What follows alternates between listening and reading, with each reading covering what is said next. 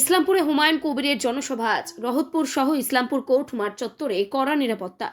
রাজনৈতিক উত্তাপের মাঝেই আজ উত্তর দিনাজপুর জেলার ইসলামপুরে বড় জনসভা করতে আসছেন আম জনতা উন্নয়ন পার্টির চেয়ারম্যান হুমায়ুন কবির। নির্ধারিত কর্মসূচি অনুযায়ী দুপুরে হেলিকপ্টারে ইসলামপুর কোর্ট ময়দানে অবতরণ করবেন তিনি। এরপর সেখান থেকে এই সড়কপথে রহতপুর ময়দানে পৌঁছে জনসভায় অংশ নেবেন তিনি। এই জনসভাকে ঘিরে ইতিমধ্যেই কড়া নিরাপত্তা ব্যবস্থা গ্রহণ করেছে প্রশাসন। রহতপুর ময়দান সহ আশেপাশের গোটা এলাকাকে নিরাপত্তার চাদরে মুড়ে ফেলা হয়েছে। মোতায়েন রয়েছে বিশাল পুলিশ বাহিনী, সঙ্গে নজরদারিতেও রয়েছে প্রশাসনিক আধিকারিকরা।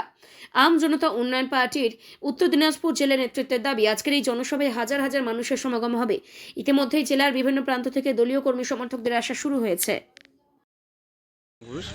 হুমায়ুন কবির সাহেব এখানে কোর্ট মাঠে 12টা 15 মিনিটে ওনার হেলিকপ্টার এখানে ল্যান্ডিং করবে। তারপর এখান থেকে উনি চলে যাবেন রহতপুরে জুমার নামাজ পড়ে তারপর জনসভা আছে।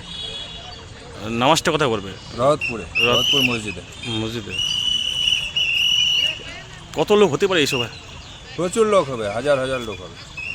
সিকিউরিটি কেমন ব্যবস্থা রয়েছে? সিকিউরিটি ব্যবস্থা ভালোই আছে এবং এসডিও ম্যাডাম আমাদের খুবই সহযোগিতা করেছে। এই কোর্ট মাঠের পারমিশন দিয়েছে সন্ধ্যাবেলায় কালকে, এবং আমরা কোর্ট মাঠে ওনাকে নামাতে পারছি। আর কি আসছেন?